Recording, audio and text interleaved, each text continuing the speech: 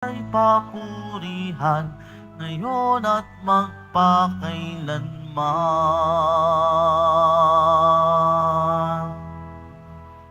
Sa ngalan ng Ama, ng Anak at ng Espiritu Santo, Amen. sumainyo ang Panginoon. At sumaiyo rin. Mga kapatid, tinipon tayo bilang kaanib ng angka ng Diyos, kaya dumulog tayo sa mawaing Panginoon na nagpapatawad ng lubos. Sinugong tagapagpagaling sa mga nagsisisi, Panginoon, kaawaan mo kami. Panginoon, kaawaan mo kami. Dumating na tagapag-anyayang mga makasalanan ay magsisi, Kristo, kaawaan mo kami. Kristo, kaawaan mo kami. Nakaluklo ka sa kanan ng Diyos Ama para ipamagitan kami. Panginoon, kaawaan mo kami. Panginoon, kaawaan mo kami. Kawan tayo na makapangyarihan Diyos. Patawarin tayo sa ating mga kasalanan at patnubayan tayo sa buhay na walang hanggan. Amen. Manalangin tayo.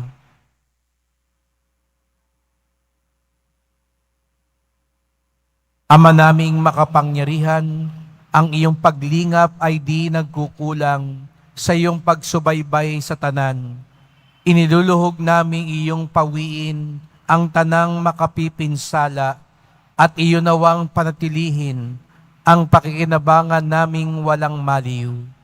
Sa pamamagitan ni Jesucristo, kasama ng Espiritu Santo, magpasawalang hanggan.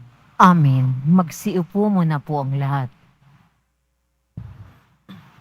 Pagbasa mula sa ikalawang sulat ni Apostol San Pedro.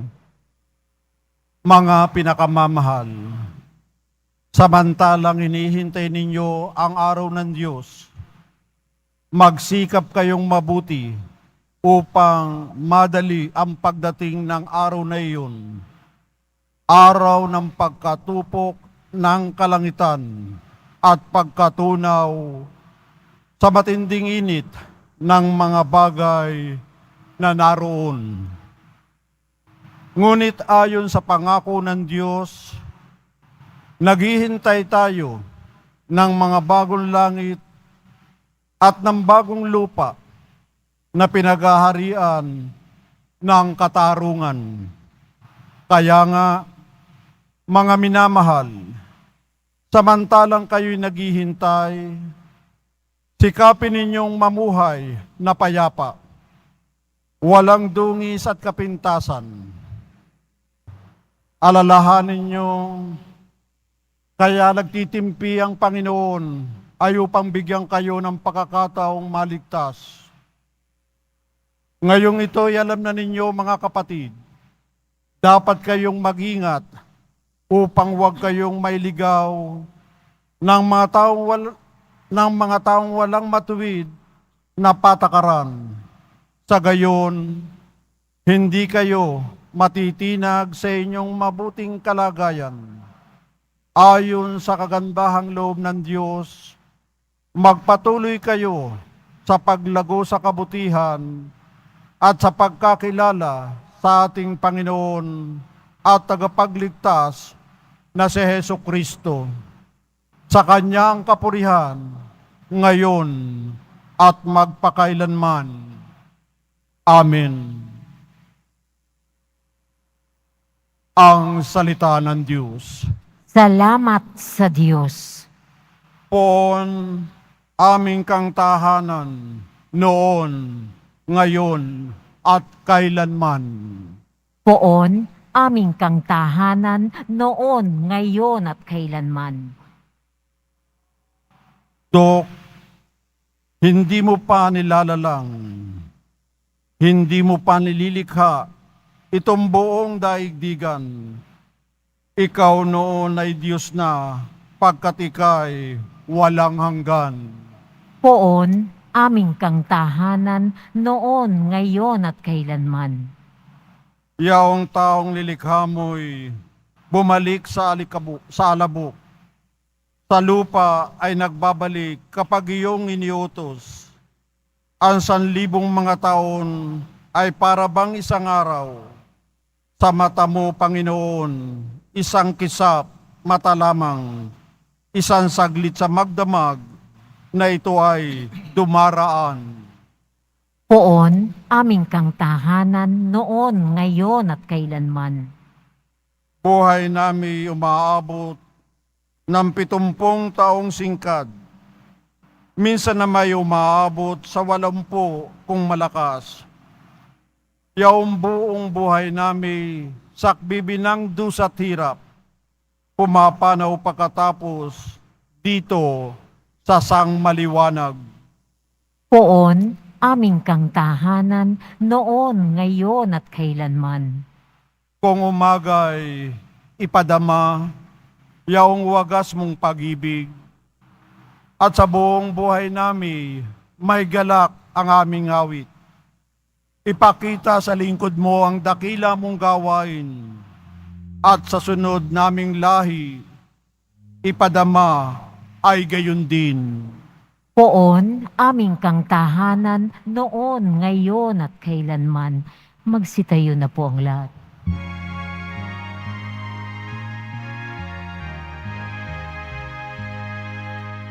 Alleluia, Alleluia, Alleluia, Alleluia. Diyos Ama ni Jesucristo,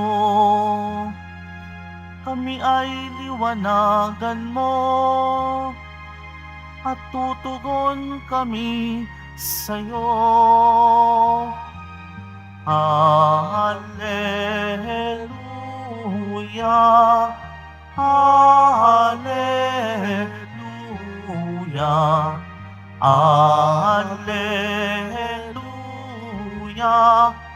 Alleluia. Sumainyo ang Panginoon. At sumairin. Ang pagpapahayag ng mabuting balita ng Panginoon ayon kay San Marcos. Papuri sa iyo, Panginoon. Noong panahong iyon, ilang pariseo at ilang kampo ni Herodes ang pinapunta kay Jesus upang siluin siya sa kanyang pananalita. Lumapit sila sa kanya at ang sabi, "Guro, nalalaman po namin kayo'y tapat at walang pinangingimian, sapagkat pareho ang pagtingin ninyo sa lahat ng tao. At itinuturo ninyo kung ano ang kalooban ng Diyos sa mga tao. Naayon ba sa kautusan ang pagbabayad ng buwis sa Cesar? Dapat ba kaming bumuwis o hindi?" Ngunit batid ni Jesus na sila'y nagkukunwari, kaya't sinabi niya sa kanila, "Bakit ba ibig ninyo akong siluin? Bigyan ninyo ako ng 1 denaryo, titignan ko." At kanilang binigyan siya. "Kaninong larawan at pangalan ang nakaukit dito?" tanong ni Jesus. "Sa Cesar po," tugon nila. Sinabi ni Jesus, "Ibigay ninyo sa Cesar ang sa Cesar at sa Diyos ang sa Diyos." At sila'y namangha sa Kanya.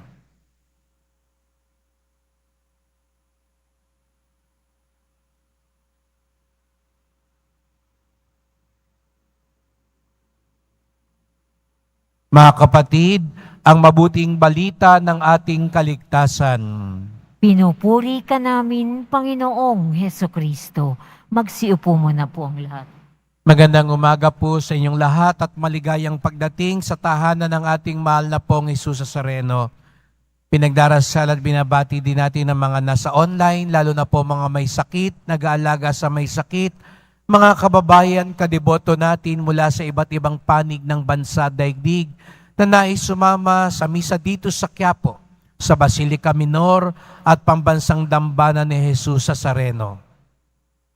Minsan pang nakita natin na gustong siluin si Jesus Nazareno ng kanyang mga kaaway.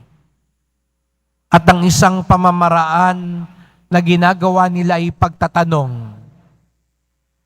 Nasabi ko na po sa inyo dati na si Jesus, hindi siya madalas sumagot sa mga tanong. Kung mapapansin ninyo sa Biblia. Kaya nga sabi ko, kung gusto nyo na laging sagutin kayo ni Jesus, nagkakamali po kayo. Hindi ho niya ugali na laging sumagot. Kadalasan, kapag siya'y tinatanong, ang sagot niya'y tanong din. Bibihira, mabibilang lang ang mga pagkakataon na diretsahang sumasagot si Jesus sa mga tanong. At nang isang beses sabi ko nga sa inyo, kadalasan ang mga sinasagot niya ng diretsyo ay yung alam niyang tunay at tapat na nagtatanong. Kaya kung gusto niyo raw pong sagutin kayo ng mas malinaw, tapat at tunay tayong magtanong. Kapag ang pagtatanong daw katulad ngayon ay paninilo, may malisya, may pamimilit, hindi raw po yan sinasagot ng diretsahan ng Panginoon. Minsan nga, aminin natin, nagtatanong tayo hindi para may malaman, kung hindi para marinig ang gusto natin. Di po ba? Minsan magtatanong ka, maganda ba tong suot ko? Masarap ba tong luto ko? Tama ba ako? Aminin natin, nagtatanong tayo para makahanap ng kakampi. Hindi para talaga malaman ng tamang sagot. Kaya pag iba ang sagot, nagagalit tayo. Kaya pag nagtanong ka, masarap ba luto ko? Pag sinabi nung kausap mo, sa totoo lang, hindi. Tatalikuran mo na. Bahala ka. Di na kita bibigyan sa susunod. Tama ba yung sinabi ko sa asawa ko o sa anak ko? Pag sinabi sa'yo, alam mo, naging marahas ka. Diyan ka na nga. Hindi ka pala tunay na kaibigan. Aminin natin, minsan nagtatanong tayo, hindi para maliwanagan, kundi para makahanap ng gusto natin. Sa Diyos kaya po, pag tayo humihiling at nagtatanong, ito ba'y ipinagkakatiwala natin sa Kanya o pinipilit din natin siya? Para bagang wala na siyang choice. Wala na siyang mapipili, kundi dapat sumunod lang sa atin. Kaya yun ang unang pagninilay. Tunay ba, dalisay ba, ang aking pagtatanong? Sapagkat ang mga ganitong tanong lamang ang diretsahang sasagutin ng Panginoon. Ikalawa, gusto pa rin naman pagbigyan ni Jesus yung nagtanong sa kanya. Dapat ba magbigay kay Cesar? Alin ba ang sa Diyos? Alin ba ang kay Cesar? Alin ba ang sa tao? Tayo kasi, mahilig tayong magbukod. Mahilig tayong maghiwalay. Kanino ba ang sa Diyos? Alin ba ang sa akin? Sino ba ang pula? Sino ang asul? Sino ba ang sa kanan? Sino ba ang sa kaliwa? Sapagkat nais natin malinaw ang pagkakahati-hati. Pero ganun ba ang gusto ng Panginoon? Itong talatang ito sa Biblia, paborito ito ng maraming tao. Lalo na kapag hindi nila gusto ang naririnig sa simbahan. Dito lang dapat ang simbahan. Hindi dapat kasama yung iba. Ang simbahan, ang sa Diyos, dapat misa, prosesyon, hawang gawa. Pag ibang usapin, hindi na dapat diyang kasama. Hindi na yan usapin sa Diyos. Kay Cesar na yan. Sa gobyerno na yan. Sa tao na yan. Ganun ba ang ibig tukuyin ni Jesus Nazareno? Nang ibigay sa Diyos ang sa Diyos at kay Cesar ang kay Cesar? Sapagkat alin nga ba ang sa Diyos? Ano nga ba ang para sa Diyos? Sa Salmo Responsorio, sinabi, "Poon, amin kang tahanan, noon, ngayon, at kailanman." Ang ibig sabihin, poon, ang lahat-lahat sa amin ay sa iyo.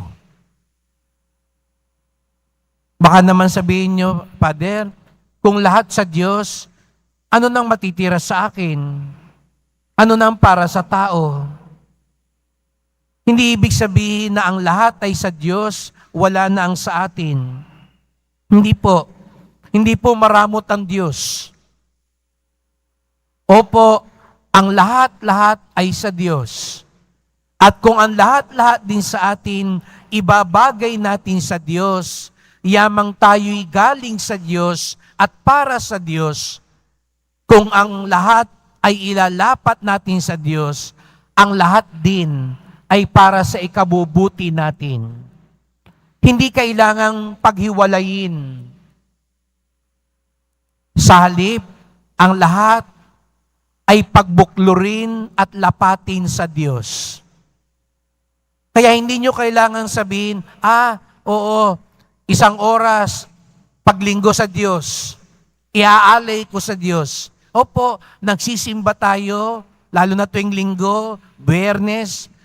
Pero hindi ibig sabihin nun, yung Lunes hanggang Sabado, hindi kasama ang Diyos. Hindi yung ngayon sasabihin nyo, ito ilalaan ko sa iyo, Panginoon, ha? Hindi nga Biyernes ngayon, nagsimba ko. Pero mamaya paglabas ko, kahit anong gawin ko, akin na yon. Hindi po. Mamaya, yung 23 oras na sa labas ng simbahan, sa Diyos pa rin. Pero hindi ibig sabihin naman, 23 oras kayo magsisimba, magdadasal, magnonobena. Hindi po. Ano man ang gawin natin sa labas ng simbahan, ay nakalapat pa rin sa kalooban ng Diyos. Pero yun ay gusto nating gawin. Pagtatrabaho, paglilibang, pagpapahinga, kahit anong gawin, pero nakalapat pa rin sa Diyos. Kaya walang nawala sa atin, walang ipinagkakait sa atin. Pero kung ito'y inilalapat natin sa Diyos, lalo itong nakabubuti sa atin. Ang pagsisimba ko para sa Diyos. Ang trabaho ko, ang buhay ko bilang mag-asawa, bilang pamilya, bilang kaibigan, nakalapat pa rin sa Diyos. At dahil dito, lalo itong nagiging mabunga at mabiyaya. Ito po sana ang ipagdasal natin, lalo na tayo mga Katoliko. Nalalaso ng ating isipan ng ganitong konsepto na paghihiwalay. Paghiwalayin ang sa Diyos at ang tao. Hindi ho tayo mahihiwalay sa Diyos. Pero kung pilit nating himiwalay sa Diyos, walang magagawa ang Diyos. Sapagkat iginagalang niya ang ating kalayaan. Pero ni minsan hindi itinakda ng Diyos na mawalay tayo sa Kanya.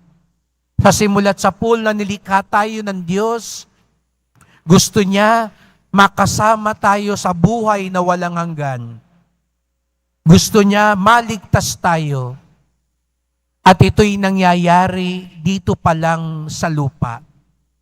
Yung pera natin, Hindi mo sabihin, yung ihuhulog ko mamaya, ito po ang para sa inyo, Panginoon. Pero yung iba, akin na yan. Hindi nyo kailangang ihulog lahat para sa Diyos. Pero ang tamang paggamit ng pera, yung tamang paggastos natin, gagastusin ko to sa tama at mabuti para din nyo yun sa Diyos. Kaya kahit maglibang kayo, okay lang ho yun. Gamitin yung pamamasyal, kumain, bumili ng damit, bigyan ng iba, tama po yun. Para pa rin sa Diyos yun. Pero kung gagamitin mo ang pera mo para bumili ng droga, para manuhol, para mandaya, hindi yun nakalapat sa kalooban ng Diyos. Yun ang ibig sabihin na ibigay mo sa Diyos ang para sa Diyos.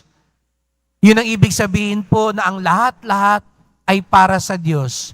Hindi para hatiin tayo sa Diyos, ihiwalay tayo sa Diyos, pagbuklurin tayo, lapatin tayo at isama tayo sa Diyos. Kaya't sa pagpapatuloy ng misang ito po yung ipagdasal natin. Maunawaan natin ang ibig sabihin, ibigay sa Diyos, ang sa tao, ang sa tao. Sapagkat sa bandang huli, ang lahat-lahat naman talaga ay sa Diyos.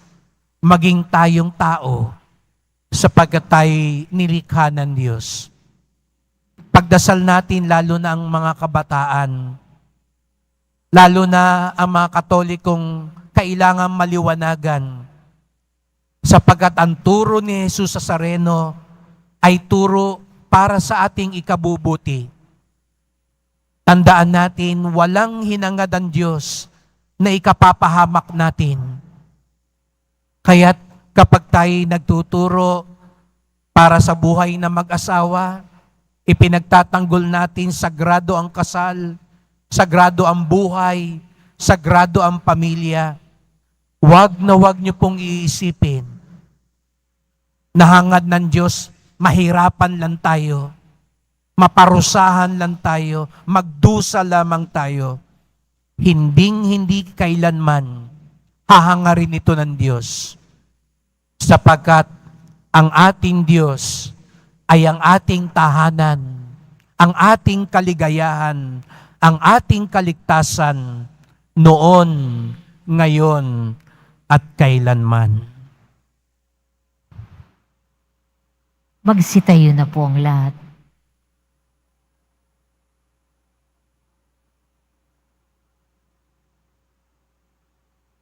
Mahal ko mga kapatid, nabubuhay ang mga Kristiyano sa dalawang dimensyon. Mamamayan ng lungsod ng Diyos at mamamayan ng lungsod ng mundo. Ngunit ang lahat ng ito iisa ayon sa kalooban ng Diyos. Sa bawat kahilingan ng ating tugon, Panginoon, humimlay nawa ang aming puso sa iyo. Panginoon, humimlay nawa ang aming puso sa iyo. Ang mga pinuno at miyembro ng simbahan naway maging makatotohanan sa kanilang tungkulin na maging mga propetang saksi laban sa mga di makataong krimen at kawalang katarungan. Manalangin tayo. Panginoon, humimlay nawa ang aming puso sa iyo.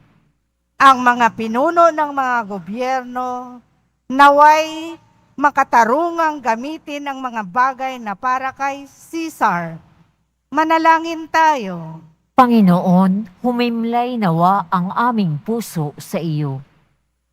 Ang mga pinuno at mamamayan ng komunidad naway magkaroon ng kamulatang ukol sa kanilang tungkulin bilang mga taong dapat na magbayad ng buwes at mga taong dapat makilahok ng malinis sa pagboto sa eleksyon. Manalangin tayo. Panginoon, humimlay nawa ang aming puso sa iyo. Ang mga may sakit naway maunawaan na magiging isang dakilang biyaya ang kanilang paghihirap kapag inuugnay sa paghihirap ni Kristo. Manalangin tayo. Panginoon, humimlay nawa ang aming puso sa iyo. Yaong mga matuwid na sa pinto ng kamatayan, naway makarating sa walang hanggang lungsod sa langit. Manalangin tayo. Panginoon, humimlay nawa ang aming puso sa iyo. Pagdasal natin ang ating mga lingkod pamahalaan, lalo na ang ating mga kinatawan, maliwanagan nawa sila kung ano ang mas makabubuti, mas tama, lalo na para sa mas nakakarami.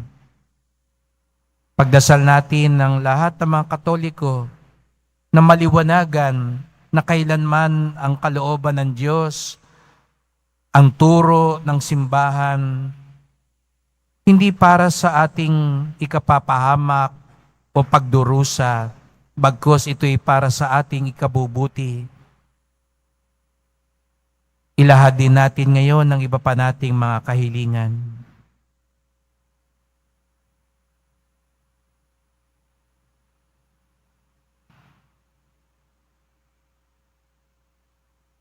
Panginoon ng kasaysayan, inilalagay namin sa iyong pagkalinga ang aming mga kahilingan. Nalalaman namin na ang lahat ng mga tao, panahon at pangyayari ay nakapaloob sa iyong kalooban. Hinihiling namin ito sa pamamagitan ni Kristong aming Panginoon. Amen. Magsiupo muna po ang lahat.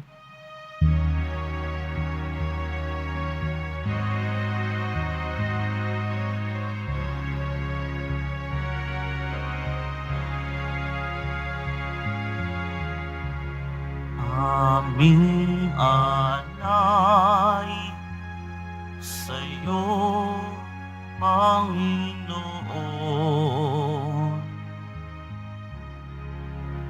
Ang tinapay at alak na iyong kaloob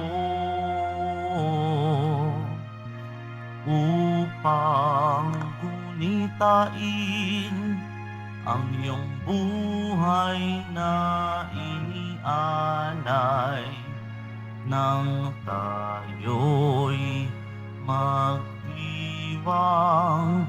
bilang isang sambayanan.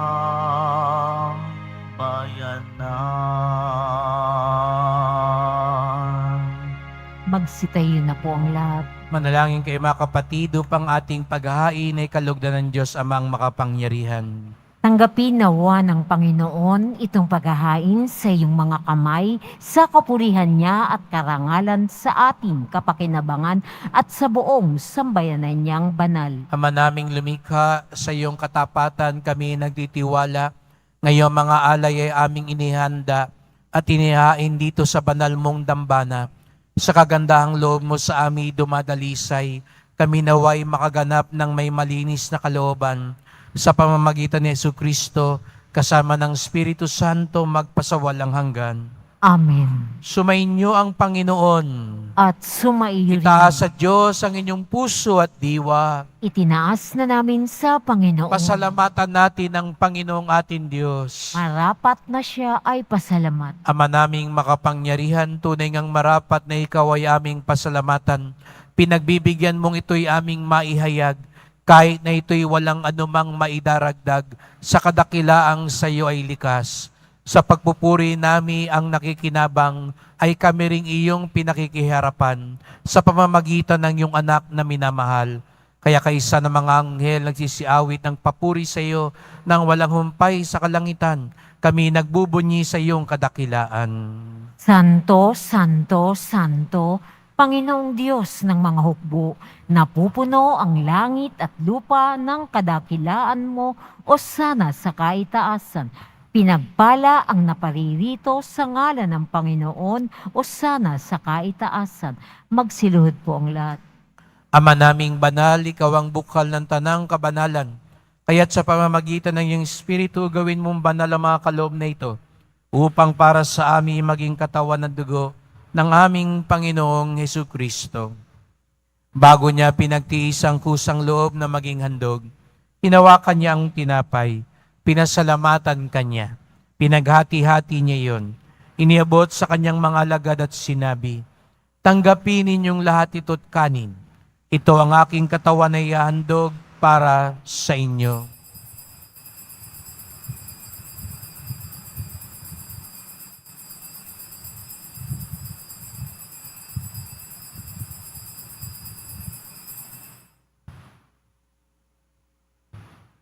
Gayun din naman ang matapos ang hapunan, hinawakan niya ang kalis, muli kanyang pinasalamatan.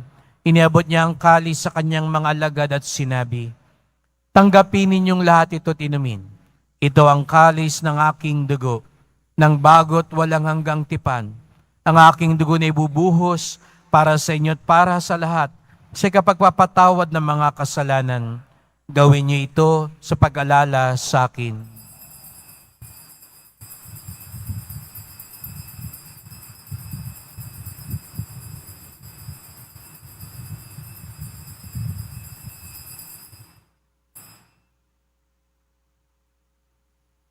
Ipagbunyi natin ang misteryo ng pananampalataya. Si Kristo'y namatay, si Kristo'y nabuhay, si Kristo'y babalik sa wakas ng panahon. Ama, ginagawa namin ngayon ang pag-alala sa pagkamatay at muling pagkabuhay ng iyong anak. Kaya tinalay namin sa iyo ang tinapay nagbibigay buhay at ang kalis na nagkakaloob ng kaligtasan. Kami nagpapasalamat dahil kami yung minarapat na tumayo sa harap mo para maglingkod sa iyo.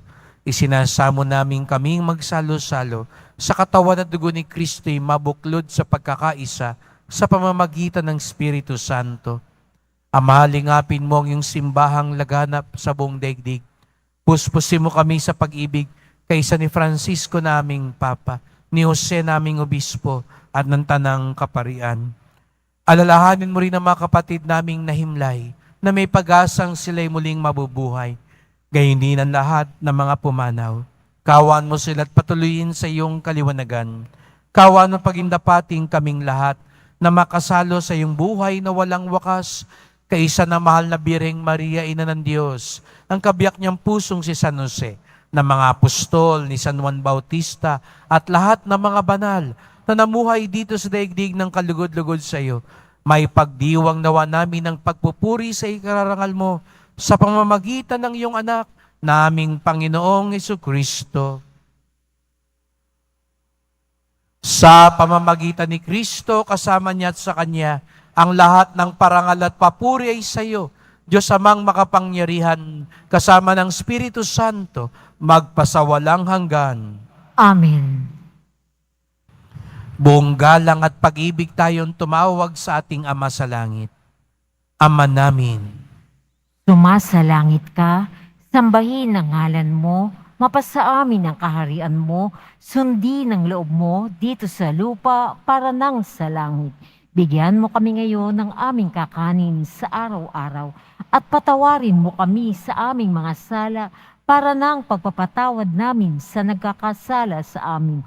At huwag mo kaming ipahintulot sa tukso at iadya mo kami sa lahat ng masama. hinihiling namin kami adya sa lahat ng masama, pagkalooban ng kapayapaan araw-araw, iligtas sa kasalanan, ilayo sa lahat ng kapahamakan, samantalang aming pinananabikan ng dakilang araw ng pagpapahayag ng tagapagligtas naming si Jesucristo. Sapagkat iyo ang kaharian at ang kapangyarihan at ang kapurihan magpakailanman. Amen. O Panginoong Jesucristo, sinabi mo sa iyong mga apostol at ngayon sinasabi mo sa amin lahat dito, kapayapaan ang iniiwan ko sa inyo, ang aking kapayapaan ay binibigay ko sa inyo. Tunghayan niyo pong aming pananampalataya, wag pong aming mga kasalanan, at pagkalooban kami ng kapayapaan at pagkakaisa, ayon sa iyong kalooban, kasama ng Espiritu Santo, magpasawalang hanggan. Amen. Ang kapayapaan ng Panginoon ay laging sumainyo. At sumairin. Magbigayan tayo ng kapayapaan ni Kristo sa isa't isa. Kordero ng Diyos na nag-aalis ng mga kasalanan ng sanlibutan, maawa ka sa amin. Kordero ng Diyos na nag-aalis ng mga kasalanan ng sanlibutan, maawa ka sa amin.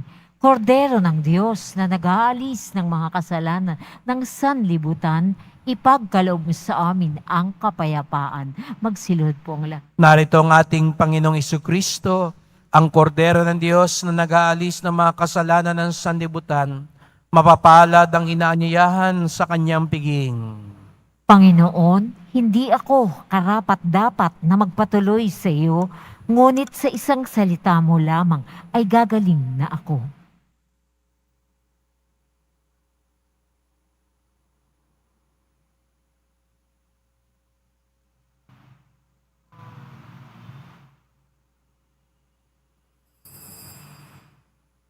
Para sa lahat ng tatanggap ng banal na komunyon, sasagot po tayo ng amen pagkasabi ng pari o lay minister ng katawan ni Kristo at isubo agad sa bibig bago umalis sa harapan ng pari o lay minister. Sumunod po tayo.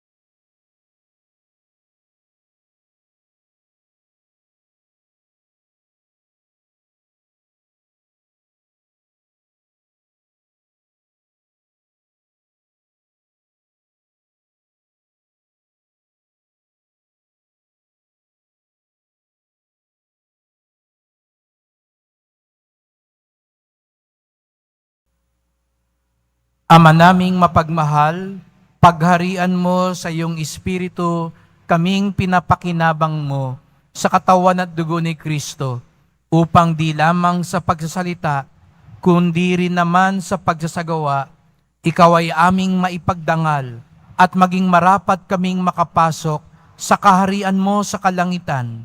Sa pamamagitan ni Jesucristo, kasama ng Espiritu Santo, magpasawalang hanggan. Amen. Salamat po sa inyong pagpunta dito sa Quiapo. Ingat po kayo sa pag-uwi. Salamat po sa mga naglingkod sa misa at sa inyong tulong sa simbahan. Mga pamisa, love offerings, online donations para po sa pagpapaayos, paglinis at paggawa sa ating simbahan. At sa mga nagdadala po ng bigas, delata, noodles at iba pang pang-ayuda. Ang ating debosyon sa Poong Nazareno ay nagtuturo sa atin magmalasakit at tumulong sa ating kapwa. At patuloy natin ipagdasal ang ating bayan, lalo na ang ating mga kinatawan, na maliwanagan sila. At lalo na ang mga Katoliko, maliwanagan ukol sa turo ng Diyos. Walang turo o utos ng Diyos na ikapapahamak o ikasisira natin. Wala siyang ibang hangad kung hindi ang ating kabutihan at kaligtasan. Makinig at sumunod tayo sa Kanya. Sumainyo ang Panginoon. At sumairin. Mahal na pong Jesus Nazareno, inihayag mo sa pamamagitan ng krus ang walang maliw na pag-ibig ng Diyos sa sangkatauhan. Pakinggan mo ang kahilingan ng iyong angka na nagsusumamo sa iyo. Makamtanawa nilang iyong katugunan at tanggapin ang kasagutan ng may utang na loob na tinatanaw. Basbasan din po ninyo ang dala nilang mga imahen at dasalan sa pamamagitan ng bendisyon na ito, naway maalala nila mga pangako sa binyag na ikaw ang kanilang ibigin at paglingkuran bilang Panginoon magpasawalang hanggan. Amen. At pagpalain kayong lahat ng makapangyarihang Diyos, Ama at Anak at Espiritu Santo. Amen. Humayo kayong taglay ang awa at pag-ibig ng Poong Jesus Nazareno. Salamat sa Diyos.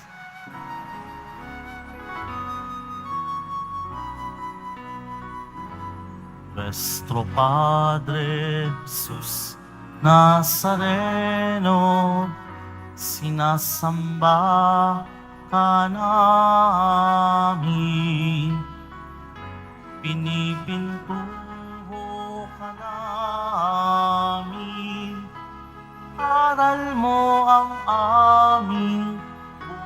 buhay at kaligtasan.